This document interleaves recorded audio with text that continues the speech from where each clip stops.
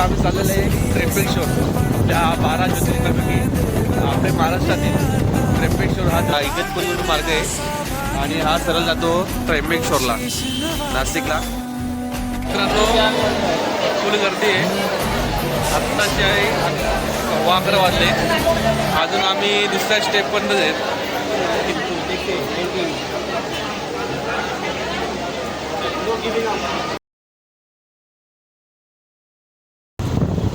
जय शिवराय मित्रांनो. तर आज पुन्हा एकदा नवीन ब्लॉगमध्ये आपला सर्वांचा मी कल्पेश पाटील. आज जर आम्ही चाललेलो आहे त्र्यंबकेश्वर. आपल्या 12 ज्योतिर्लिंगापैकी आपल्या महाराष्ट्रातील त्र्यंबकेश्वर हा ज्योतिर्लिंग 8व्या क्रमांकावर येतो. आणि आज आम्ही चाललो, मी आणि माझा मित्र मनोज आहे. तर चला मग भेटू. आता सकाळचे आम्ही 5 वाजता निघलो होतो घरातून. आता 7 वाजलेत. खोडाला पार केला आहे आणि निसर्गाचं दर्शन घेत अतिशय खूप सुंदर असं वातावरण सकाळचं. आपण खोडाला घाटामध्ये आहेत आणि समोरचा बघा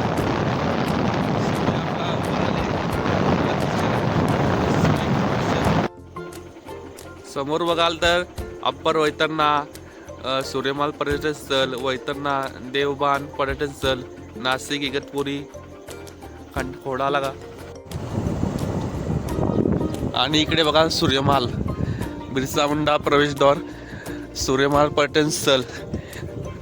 याचे वैशिष्ट्य असं की जेव्हा आपलं शरीरातले हाडे वगैरे तुटतात या तिथे आपले नैसर्गिक औषध सूर्यमालला भेटते.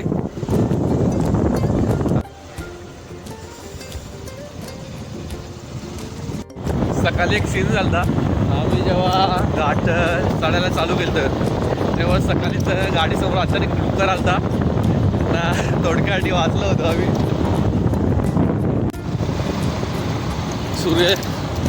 सूर्य बघा.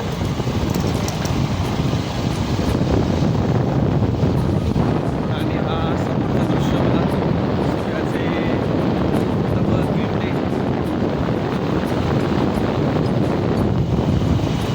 थंड आवाज येतो. या बाजू सूर्यदेवाचे दर्शन आणि या समोरच्या अपोजिट बाजू बघा काय दृश्य आहे. पूर्ण आपले जे डोंगर आहेत धुक्याने दाटलेले आहेत. हे असे दृश्य बघायलाच जे शहरामध्ये मजा असते, परंतु गावाकडची मजा वेगळीच असते.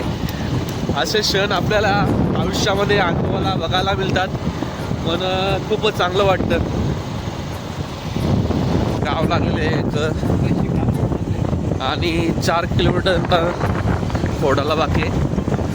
गावाचं नाव आहे वासिन. आपला शापूर वासिन आहे, तर हा खोडाला वासिन आहे.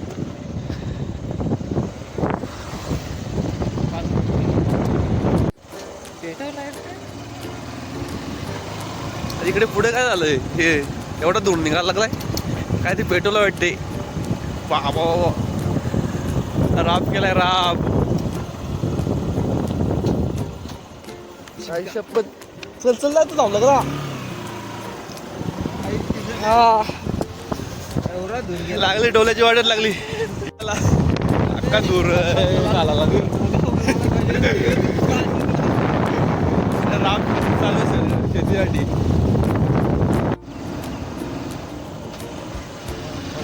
खोडाला मध्ये आपण आले. आता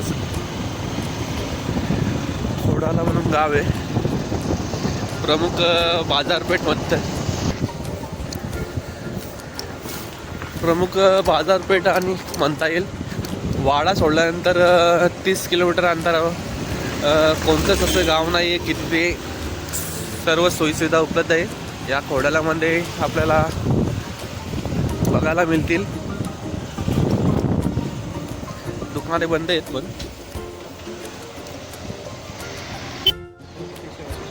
हा ना आपला चौक आहे खोडाला म्हणलं. आणि आपलं स्टेट जात आहे सरळ त्र्यंबकेश्वर.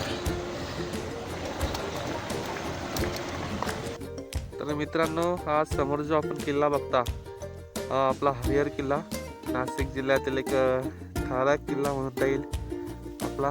आणि इथून जरा एंट्री आहे. हरिहर केल्यानंतर पुढे जाऊन भास्करगड लागते, नागफणी, आणि असा राऊंड मारून हरिहर किल्ला जाण्यासाठी रस्ता आहे.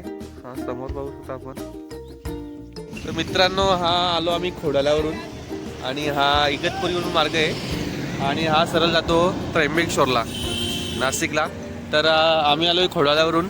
जर आपण मुंबई नाशिक हायवे असेल इगतपुरीवरून तर हा रस्ता इथे जॉईंट होतोय. या रस्त्याने सरळ आपण पाहू शकता की त्र्यंबकेश्वर जाऊ शकतो. पुढच्या स्टॉप नाक्यावरती आलं, हा रस्ता पाहू शकता, हा नाशिकवरून येतोय ना. आपण इकडून आलो आणि हा सरळ त्र्यंबकेश्वरला जातो. इकडे स्वामींचं श्री स्वामी समर्थ गुरुपीठ आहे. त्र्यंबकेश्वर नगरीमध्ये आता आपण प्रवेश करणार आहे आणि समोरच आपण पाहू शकता की जो पर्वतरांग दिसते तिला ब्रह्मगिरी पर्वतरांग असे म्हणतात. ब्रह्मगिरीची प्रदक्षिणा आपण करू शकतो. 84 कितीचा फेरा असतो, 84चा फेरा ही पर्वतरांग पूर्णपणे.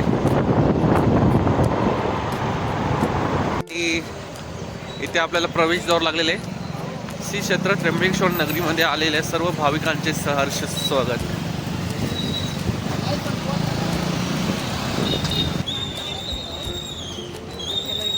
इथे चौक लागलेले. नाशिकपासून आपण जर नाशिकवरून येत असाल तर नाशिक बस स्टँडपासून बस अवेलेबल असतात. 1 तासानंतर आपण इथे पोचते. तसेच नाशिकला रेल्वे स्टेशन, एअरपोर्ट आणि आपण त्र्यंबकेश्वरला येऊ शकतो. इथे पुढे गेला तर त्र्यंबकेश्वरचा बस स्टँड आहे. नाशिकवरून 1 तासामध्ये आपण त्र्यंबकेश्वरला पोहोचू शकतो. आज रविवार आहे, आज गर्दी असणारच. आणि आता आम्हाला पोहोचताना वाजलेत 9. समोरचा दृश्य बघा. आपण फायनली मंदिरापाशी पोचलोय. मंदिराचं वाटतं बांधकाम चालू आहे. ओम नमः शिवाय.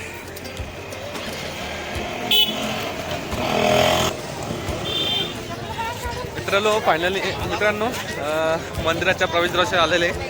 आज रविवार आहे, गर्दी तर खूप वाटतेच खूप आहे. टायमिंग आमचं चुकले. सकाळी 8 वाजता यायचं होतं, 7 वाजता प्लॅनिंग होता, पण वाजलेत आम्हाला 9. तर चला मित्रांनो, आताचे वाजलेत 9:15 वाजता आम्ही चालू केले लाईनला उभं राहायला. आज रविवार असल्यामुळे गर्दी आहे. गर्दी आपण अजून आम्ही मंदिराच्या बाहेरच्या रांगेमध्ये, बाहेर हा मंडप टाकलाय पब्लिक वाढल्यामुळे. अजून किती वेळ लागेल काय माहीत नाही.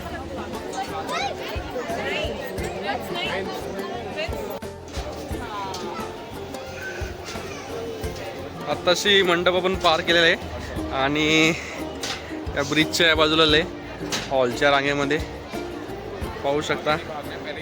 हॉलमध्ये पण गर्दी आहे. किती वेळ लागेल काय माहीत. मित्रांनो, 1 तास झाला अजून रांगेला उभे. खूप गर्दी आहे, खूप टाईम लागणार वाटते. आत्ताशी पहिला स्टेप पार केले आम्ही, अजून एवढे राऊंड मारून जात आहेत.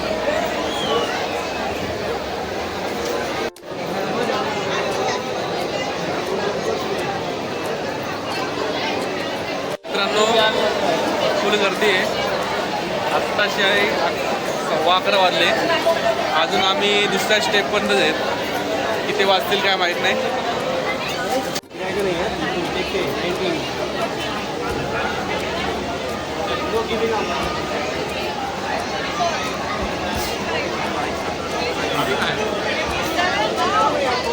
मित्रांनो, 4 तासाच्या यानुसार आत्ता मंदिराच्या प्रवेशद्वारामध्ये आम्ही प्रवेश करते.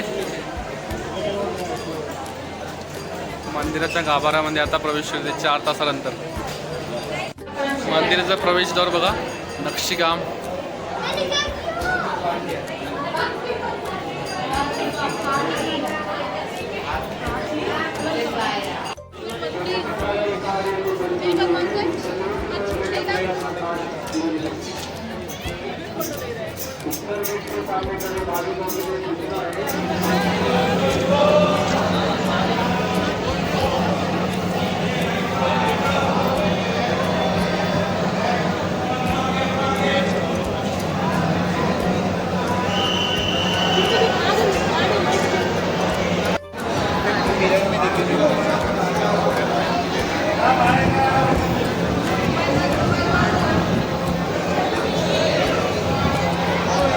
फायनली मित्रांनो दर्शन झाले. त्र्यंबकेश्वर ज्योतिर्लिंग आपलं पूर्ण कंप्लीट झालेलं आहे आणि नेक्स्ट ज्योतिर्लिंगाचं दर्शन आपण नक्कीच घेऊ.